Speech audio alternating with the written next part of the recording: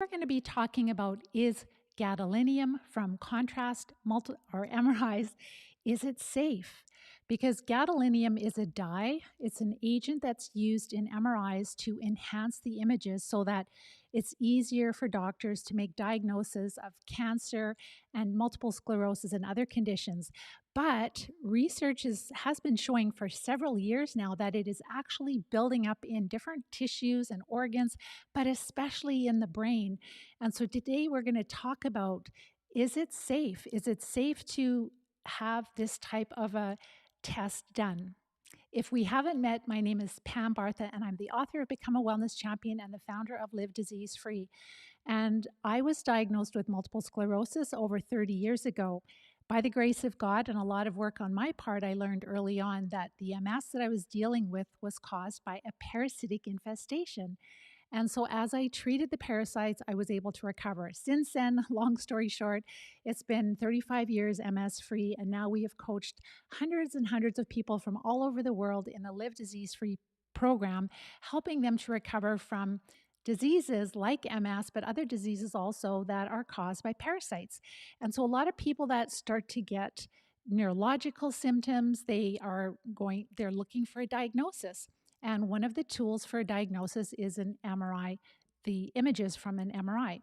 So we can either have with contrast or without contrast. And so today we're going to talk about this dye that's being used. And when I'm working with students, I always ask them, like, if you are going to have another MRI done, make sure to check with your practitioner and talk to them about the risks of this gadolinium dye, because they're significant. And I thought I would do this talk today because I hadn't really looked into the science behind it and the research and what they're finding. And it's a lot worse than I thought. So go ahead and share with me, like, have you had an MRI done? Have you had one with contrast, without contrast? Do you think you may have had some symptoms like adverse effects from the gadolinium? Let me know. And I'm going to come to your questions after. So, what is gadolinium? Gadolinium is a rare earth mineral. It is found in the earth, and it's an element, and it's a metal, and it's toxic.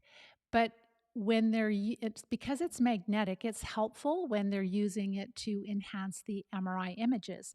And so what they'll do is they will use the magnet, or so they'll use the gadolinium. It's a drug that's put in through IV, and with that, then it actually will travel to different parts of the body, and it will help to make the images a lot more clear for the doctors to be able to help give us a diagnosis. And it's about 50% of people that are having MRIs are having the MRI with contrast. So they're having it with the gadolinium based contrast agents. I'll just call them GBCAs. And so it is, again, it's just helping to increase the sensitivity of the images so the doctors are able to detect even like different types of cancers. And because it's normally a toxic mineral, or not a mineral, it's a metal, it's a toxic metal. So in order to try to make it less toxic in the body, they will chelate it. So they will attach it to another type of molecule. And so that chelating agent will hold it so that it's not going to bind in our tissues. So in theory, it's supposed to be a lot safer, because if you have it attached to a chelating agent, then while they're doing the MRI imaging, then it's going to be in the body, but then it'll just flush out. It's not going to hang around in different organs and tissues and in our brain. But they're finding out that, well, it doesn't quite happen like that. And they're finding that it is actually building up in our bones and our tissues and ligaments and in our brain. And they've known that since the 1980s. So when you think about it, if somebody has had multiple MRIs, maybe 2 or 5 or 10 MRIs over time, and they've been doing a lot of the MRIs with phase contrast, so with contrast, then they can be having quite a buildup of this gadolinium inside of their body, and especially in their brain, and it can remain there for decades. And the symptoms can last indefinitely. They're really, really awful. So let me know. So you did have, you guys share with me, like, have you had MRIs? Have you had it with phase contrast, without phase contrast? So with phase contrast, that is with the gadolinium, that metal, and it's a dye, and it's a magnetic dye, a metal. So the FDA says that there are no long-term clinical consequences of gadolinium exposure in healthy individuals that they've identified. But the crazy thing is that there are a lot of people that are reporting horrible adverse effects. There's many lawsuits that have been filed, and these companies are quietly paying off these people. They're settling. They're not saying it's their fault, but they're just paying out these settlements for people that have been injured by gadolinium.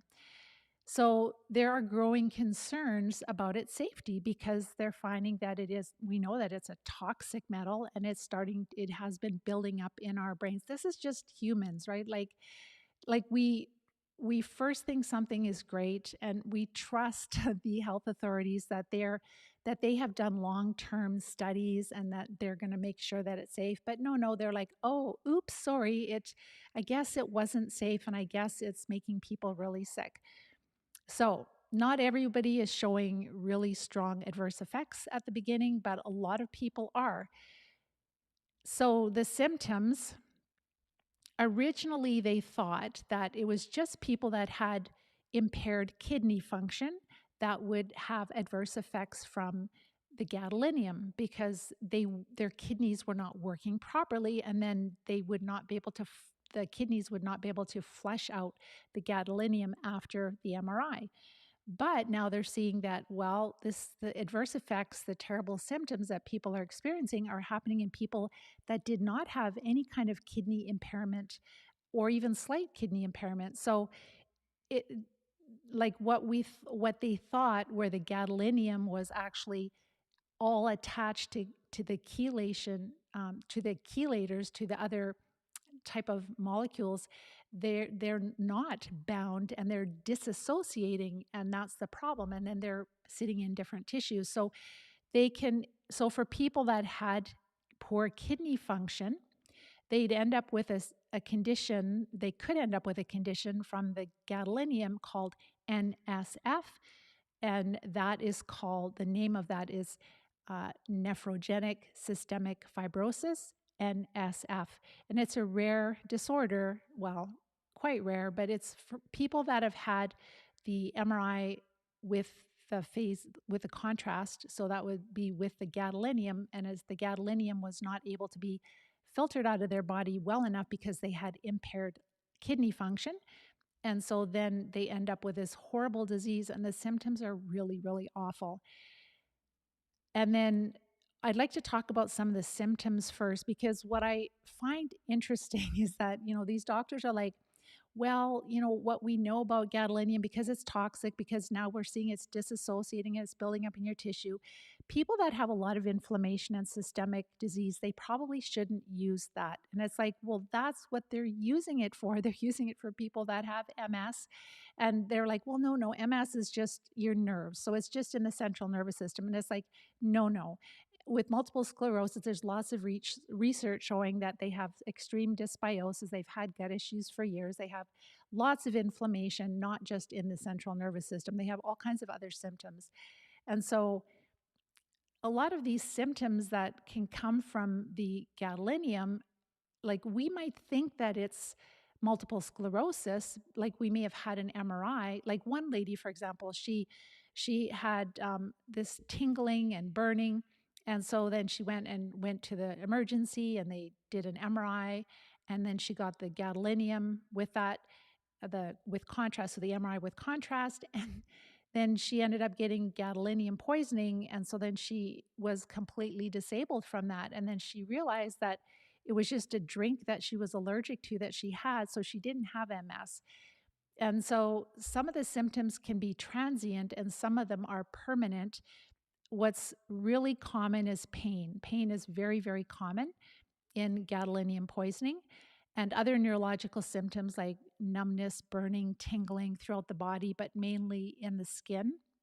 And skin symptoms can include skin feeling tight, skin lesions, hyperpigmentation, blotchiness, mottled, and rashes. And then just want to make sure I didn't miss anything there. No, and then so not 100% of the people did report generalized pain. And just to know too that if let's say you didn't have impaired kidneys and you did get NSF, that will also impair kidney function. And kidney function is greatly impaired in multiple sclerosis, but also in other diseases also. It's very, very common. So the skin, we talked about the skin. So muscle symptoms, local, and it could be small, local, and rapid twitching, muscle weakness. And then maybe some of you know, but Chuck Norris's wife had gadolinium poisoning. She had it really, really, it's like she felt like she was literally dying, and she probably would have died, but she figured out what it was.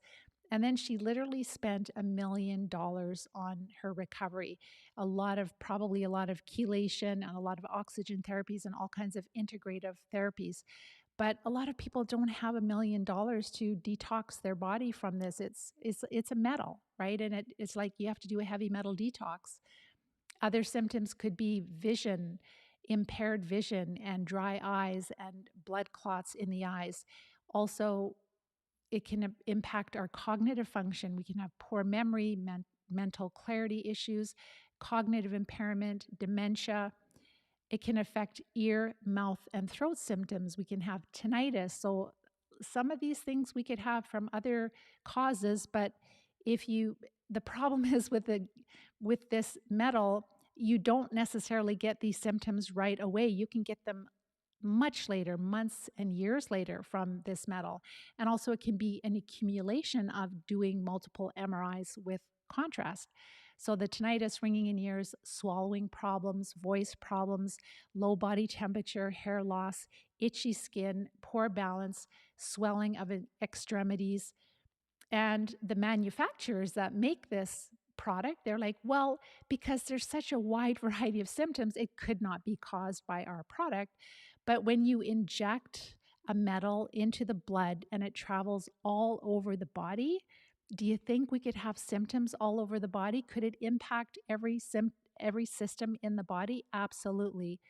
And so I'm not a doctor and I cannot give medical advice, but what I can say is that I personally would not take this dye with this metal. Absolutely. With what I have looked like a couple of hours looking up the research on this, absolutely not. I know that in Canada, Health Canada and the FDA in the United States, they both feel that, well, it does accumulate in the body and in the brain, but like we don't really have too many great concerns at this time. There's this big disconnect, but we do know that there's this revolving door between our government agencies and private pharmaceutical companies, and we know that there's a lot of things going on that shouldn't. They're not necessarily always out for our best interest, and so you know you really have, in my humble opinion, and I'm not a doctor, but I'd really have to have a very, very good reason to have an MRI with contrast. Absolutely, after what I've looked at. Like these adverse effects, they can last for the rest of your life if you're not able to get that metal out well enough and if you can't afford to. And just look at some of the symptoms like the leathery skin and the rashes of people and the neurological. It's just absolutely horrifying. I don't honestly understand how we are using it right now. I honestly think that in a few years they're going to pull it. I know in some countries they have pulled it, this contrast agent for sure, and in other countries they've pulled certain brands. And I know that there's a linear and there's a cyclic, or basically macrocyclic and linear, and the linear is more toxic. It will disassociate more. But basically, if you are trying to get a diagnosis with a doctor and they want to do an MRI, you need to really talk to your doctor and you need to let him know if you have kidney issues, if you've had any bladder issues, any kidney issues. it's very important to also let them know if you, like, obviously your symptoms, that if you have systemic inflammation, and then also, like, are your detox pathways open, like your kidneys and your even your bowels, are they working well? Are you able to, is your body able to release toxins well? And if it isn't, they're going to hang around longer, and then they're going to, the gadolinium is going to deposit more in our tissues. So we have to look at our whole lymphatic system. We have to, like, look at the state of our health. And then obviously if we were super healthy, we would not be wanting an MRI done anyhow, because it's a very, very strong magnet, and it's not necessarily a totally neutral test that is not going to impact us in any way. So this is, it's awful. Do we have soft tissue damage already? Like, these are all things to think about before we are going to even consider doing an MRI with phase contrast. So, just to quickly talk about a few solutions. So, different binders. So, some doctors like N-acetylcysteine, some like zeolite. Be very careful with zeolite. Some of the liquid zeolites can be contaminated with aluminum, so then you're getting aluminum toxicity. And so, like, the one that I, just from my mentor, Dr. Klinghardt, ZeoBind, and you can find that at biopureus.com. That one is safe. ZeoBind, ZeoBind. That is helpful also for helping to remove the aluminum and also other toxins. Fulvic, um, uh, humic acid, and also, I don't know about activated charcoal. Some said yes, but I don't know if it binds to metals. But for sure, cilantro. So, like, when the students are in the Live Disease Free plan, we are first treating parasites over a few treatment cycles, and then once they're feeling a little stronger, then they will treat the heavy metals. So obviously, probably a lot of them do have gadolinium toxicity also, because many people have probably, that I work with, have probably had MRIs done with contrast. And so cilantro is really great at the tincture is really great at mobilizing different metals. And then also chlorella would be great as a binder. And then the ionic foot bath can be really helpful. And so those are just one of the steps that we take in the Live Disease Free plan. Like, we all need to detox metals, not just gadolinium, but also we have a lot of abundance of aluminum in our environment because of the spraying of the skies, etc., and a lot of other metals. So heavy metals are a really big issue nowadays, and we really need to detox metals, but at the right time when we're feeling strong enough, for sure. So again, if we're in an inflamed state, then you may want to talk to your doctor about possibly foregoing the gadolinium, the MRI with contrast, and just doing an MRI if necessary.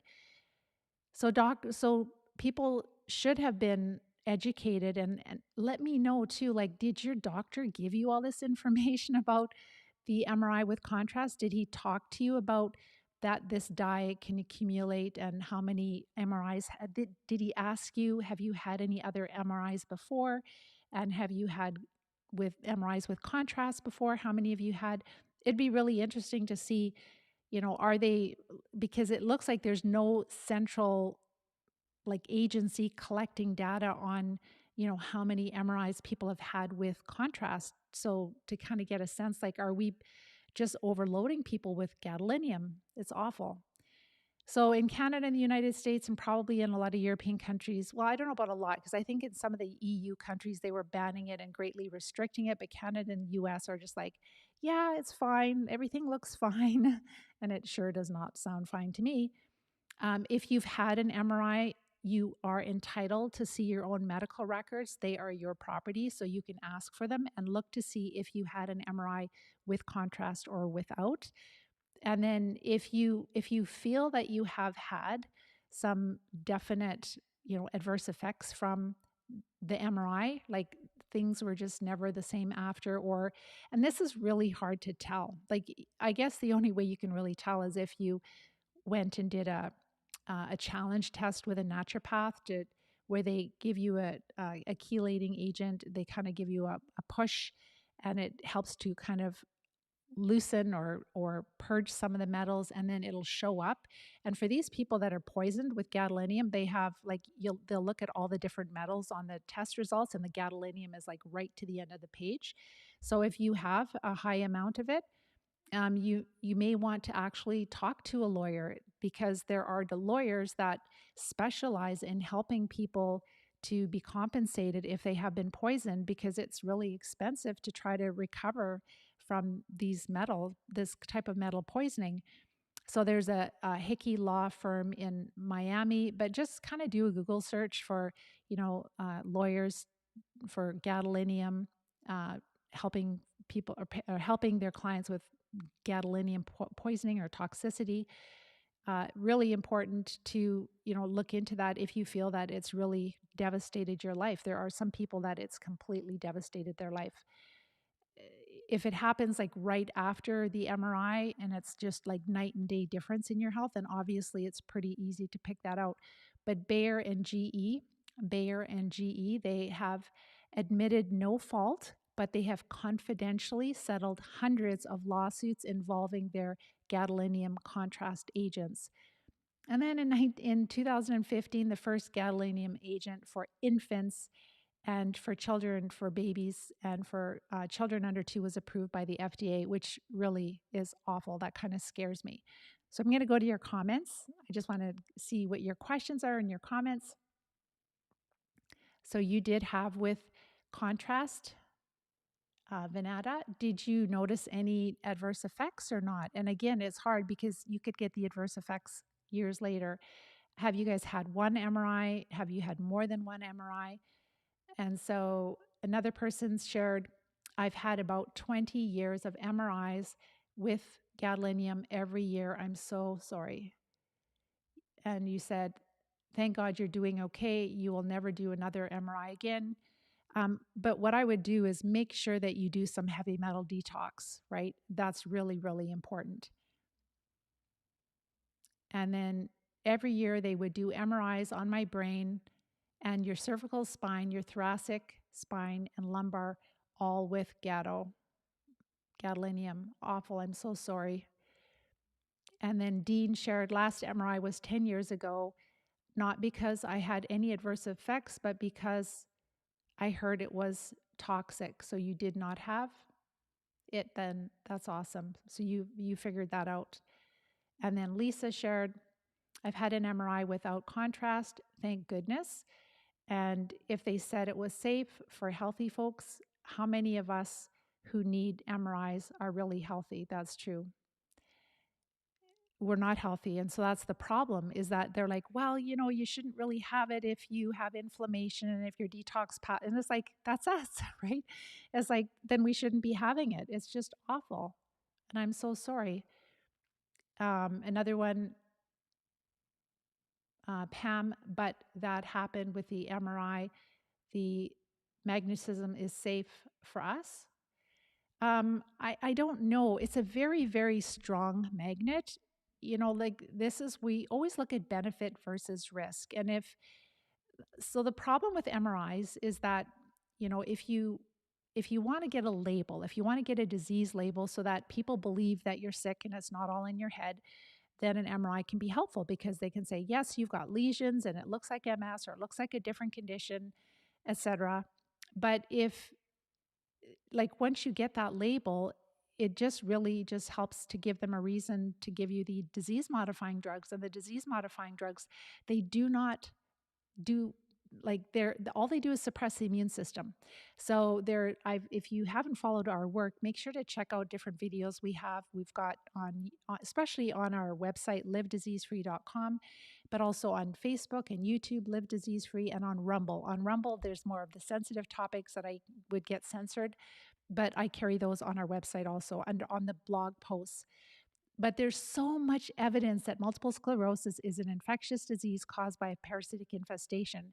So then if you get an MRI and you're like, okay, I've got lesions and now I'm supposed to take these disease modifying immunosuppressive drugs for the rest of my life, and that's going to make us weaker because we're dealing with parasites. And when you suppress the immune system, when you have parasites, that's a recipe for disaster.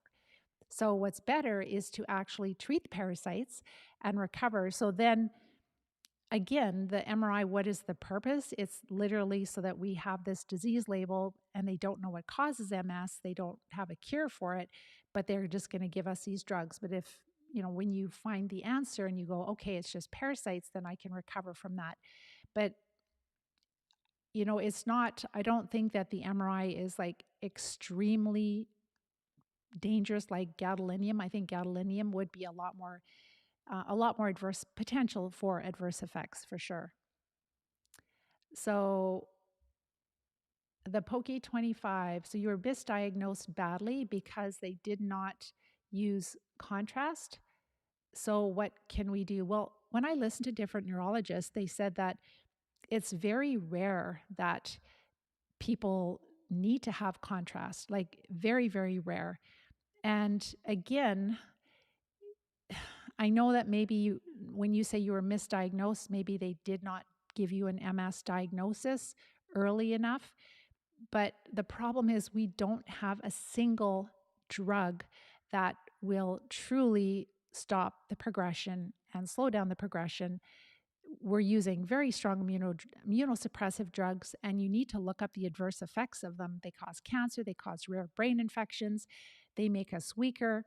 So if you didn't get an earlier diagnosis and you didn't go on the meds early enough, in the grand scheme of things, that honestly doesn't make a difference. We don't cure MS in any of the developed countries, unfortunately. And they're not interested in looking for which infections are causing MS. They're like, there's no value in doing that. They just want to suppress the immune system. So what can you do?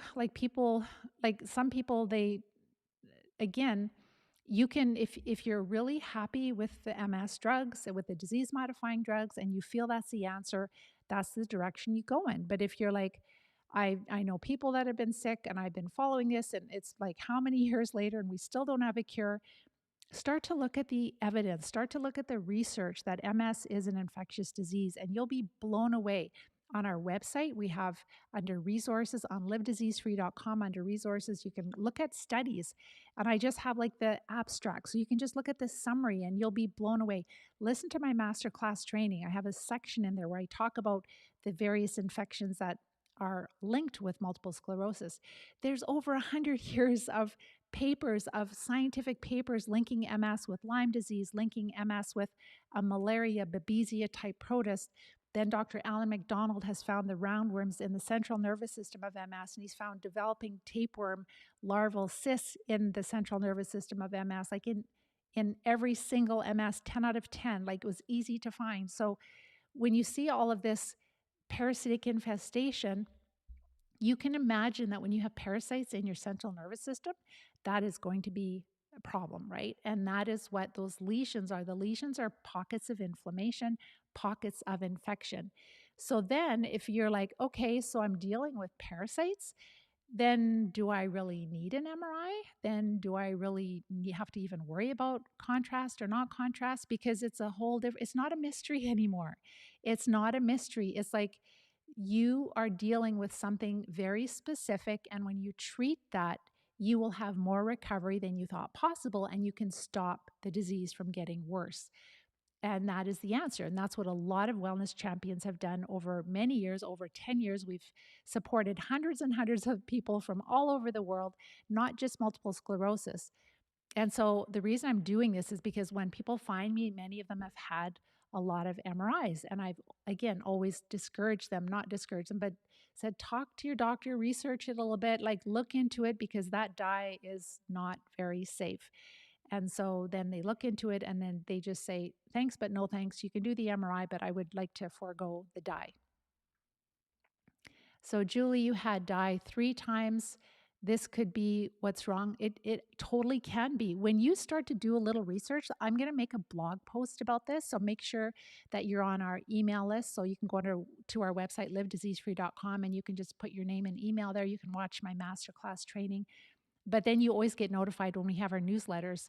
And this week I'm going to put this video just tightened down, make it a little shorter, a little edited with all of my notes and links, and just look at it yourself and you'll be like, a lot of the symptoms of gadolinium toxicity and poisoning are symptoms of multiple sclerosis. So it could be that some of us are kind of early on, and yes, we have the parasites, but then we get this MRI with contrast, and then our symptoms are so much worse, and it doesn't have to happen right after the MRI.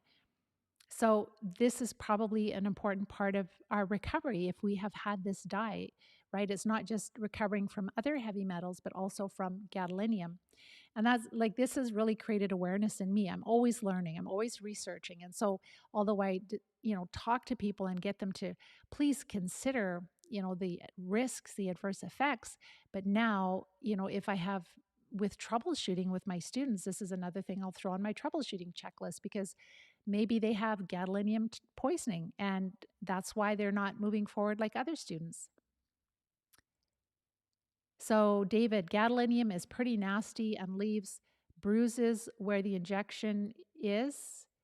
Um, where it's injected. Yes. Luckily, I never had it. I never had any MRIs. I was so sick and I had such a horrible optic neuritis.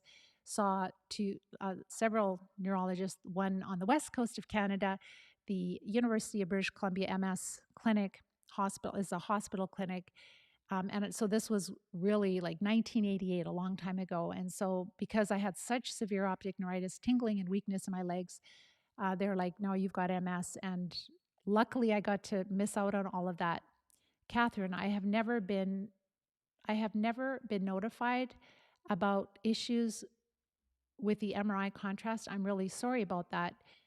Maybe you can let me know when you had your MRIs done, because apparently from basically 2017 or 2018, they should now be telling all the patients, letting them know that gadolinium builds up in the brain and in different tissues, and that there is a potential for adverse effects. So since 2017, 18, probably 2018, say, that's when the FDA has really kind of put out their updated warning.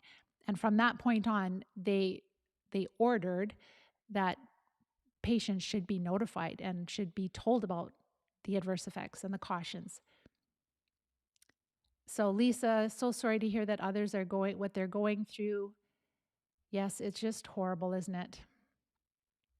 Christine, after I had an MRI with gadolinium, I had no idea about gadolinium. You had heavy metal test, and a year later, you had very high levels of it.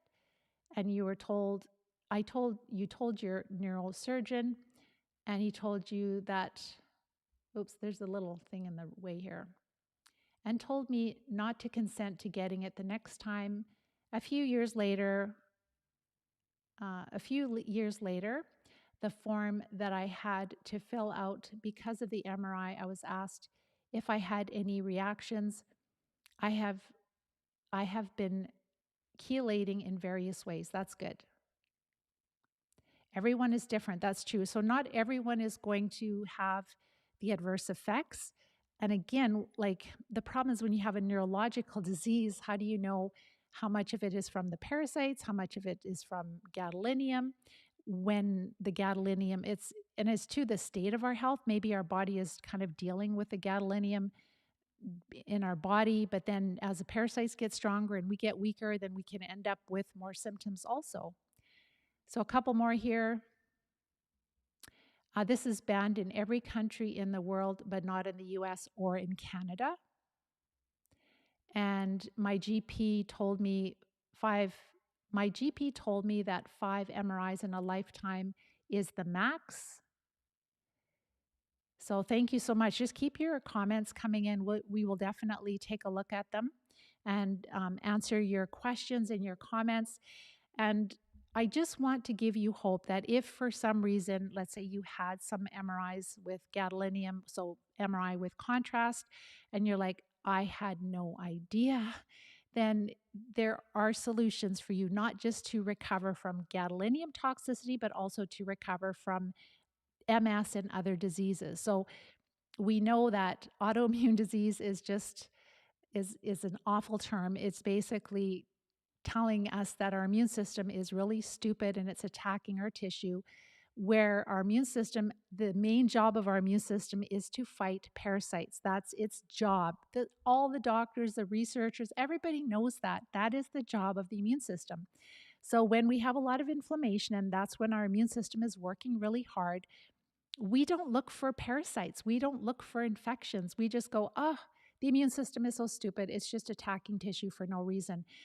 That is creating a really wonderful market for immunosuppressive drugs, right? And I think that a few years back, probably quite a few, the whole medical establishment decided, okay, we can either treat parasites, which is going to not be very profitable, or we can just keep suppressing the immune system. We could get people to take drugs for the rest of their life, immunosuppressive drugs, and it's very lucrative. And here we go, multi-trillion dollars later, we've got these big, cancer industry, MS industry, arthritis industry, you name it.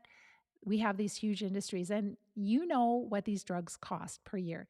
They're like hundreds of thousands of dollars per year. It's a really good gig. And so that's why we are not treating parasites. There is so much evidence that chronic disease, the biggest cause of chronic disease, are parasites. So what you need to do to get well is you definitely want to treat the parasites. You want to build back the good microbes. We want to build a healthy lifestyle. That's important. But most of us that are doing diet and supplements and exercising, we never did treat the parasites. And that is the problem. That's where we have fallen short. And then we do have to do a heavy metal detox. So not just for gadolinium, but also for aluminum and for other metals. Some of us, like my age, I had a mouthful of amalgam fillings, so a lot of mercury. So we have a lot of metals and we need to detox those. So in the Live Disease Free plan, we do it all. We help to restore balance, but we do it in a very systematic way. Number one, we decrease the carbs so that we're feeling a lot better. The inflammation starts to go down. We're not feeding the parasites as much, and we're feeling a lot of symptom improvements. Then we're making sure we're supporting the body, daily bowel movements, sleeping well, looking at our blood work, supporting our physiology, cleaning up our environment on certain factors, and then we start to treat the parasites. We're using a combination of parasite drugs, herbs, and oxidizing or oxygen therapies. And when you do that prep work of the diet and supporting the body before you start treating, you tolerate the treatments a lot better and you recover a lot quicker. You can treat more quickly. It's a winning combination. And then you have to do a few treatment cycles until you are completely symptom free. And then from that point on, and then you're doing all the other things, right? Like building up your activity level as you're getting your mobility back and just living a healthy lifestyle, getting back to work, getting back to doing those fun things. I was riding a horse last weekend, riding some horses. That is my passion. But you have a passion too, or you have many passions. And also my grandkids are a passion also. So this gives you the opportunity to get off the disease modifying drugs, working with your doctor when you're ready, and getting back to life and creating health. So this is not about living with sickness. This is about creating health. And we do have to detox the gadolinium. So cilantro tincture is probably the most powerful heavy metal mobilizer in the body. Be careful if you do get a zeolite product. You want to make sure that it's a safe one. A lot of them are not safe. They are contaminated with aluminum. So if you use the right one, it's fine, but others not. Chlorella is great. I don't know if it binds specifically gadolinium, but chlorella will bind mercury and a lot of other mycotoxins, etc. So the binders are great. And then the foot bath would be helpful for sure. That will help to mobilize. And sometimes you can find clinics in town. It might be a massage therapist, it might be a chiropractor, etc., that will have some foot baths. One of our students, if you're in Ontario, I can't remember the name of her clinic, but Lisa, she has a clinic in Ontario and they do foot baths there. And so you can sometimes get a punch card or you can get your own foot bath, and the mobilizing the metals is through the foot bath and the cilantro, and then you use binders to carry the metals out of the body. You can work with a naturopath and you can do chelation also. This way we do it is just a little bit more gentle and I would say probably a little more cost effective, but you have to detox the metals for sure. All right, so I'm going to let you guys go.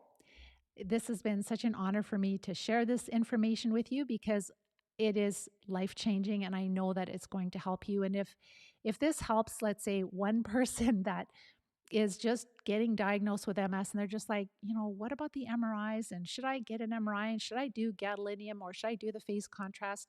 It's so important for us to do a little bit of research before, because a little bit of research, like an hour or two of research, can save hundreds and hundreds of dollars, right, in trying to detox, and years and suffering. Like some of these people have had horrible, like they're just like seized up neurologically from gadolinium. And not everyone is, but there are some people that are really, really sick.